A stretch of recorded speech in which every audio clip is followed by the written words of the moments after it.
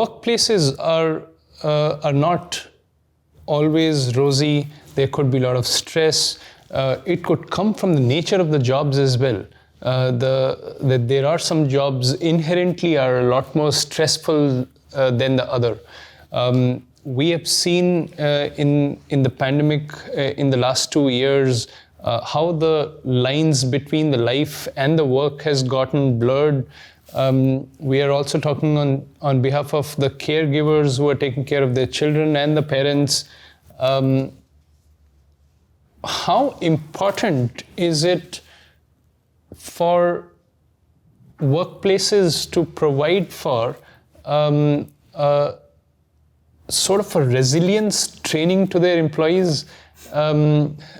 Is this something which is a workplace's responsibility to bring resilience, make their workforces a lot more resilient? Or is it employees' responsibility to become more resilient? Yeah. So I had done this Twitter survey sometime last year, asking people what they felt, what was the first thought that came to their mind when their workplaces told them to either become resilient or go for resilience training. And the reason I did that exercise was because I discovered that resilience training has become a massive multi-billion-dollar industry where a lot of consultants and companies are now offering specialized sort of customized resilience training programs to organizations. And the responses that I got, I wish I could read them out, but they ranged from extreme anger to feeling a tightness in their chest, their heads exploding with the anger and frustration. Basically, people loathed the idea, to put it bluntly. They hated the idea that their companies wanted them to become more resilient.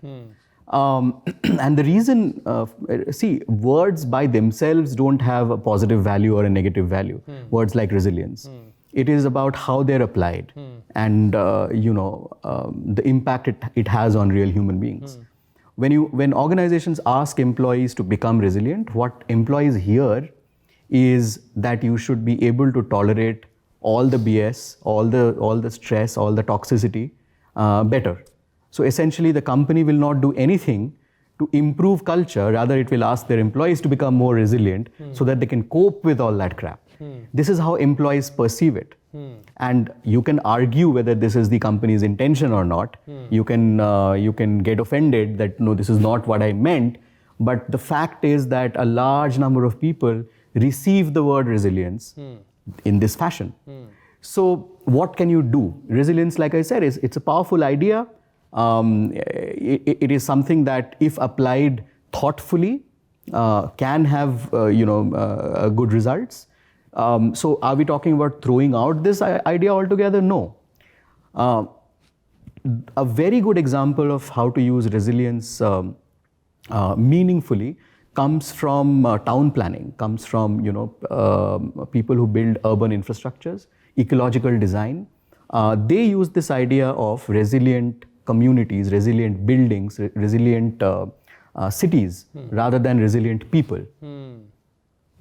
So they say, for instance, if you have to build infrastructures that are able to withstand climate change, you have to use different material, right? You have to maybe, when you design buildings, maybe you have to, stop at a certain level and not keep building skyscrapers, right? You have to build infrastructure which have a very organic, which facilitate a very organic and seamless relationship with the humans who are going to use that infrastructure. So I love that idea. I love that idea of building resilient spaces, resilient communities, rather than asking individuals to become resilient. So resilient workplaces as compared to resilient individuals. Absolutely, absolutely. And yeah. And to go on with your thought, you're challenging that why HRs should not ask employees to become resilient.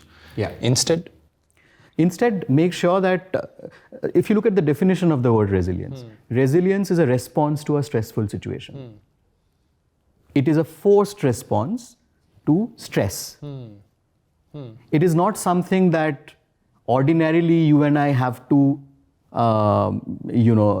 seek out Yeah. if there is no stress. Yeah.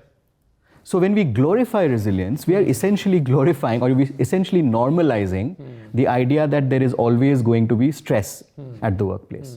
And we've been talking about this.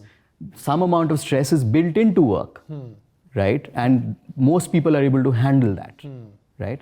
But when you ask people to go for resilience training, when you institutionalize this idea, what you're essentially indirectly telling people is that, look, work is always going to suck. It's always going to be stressful.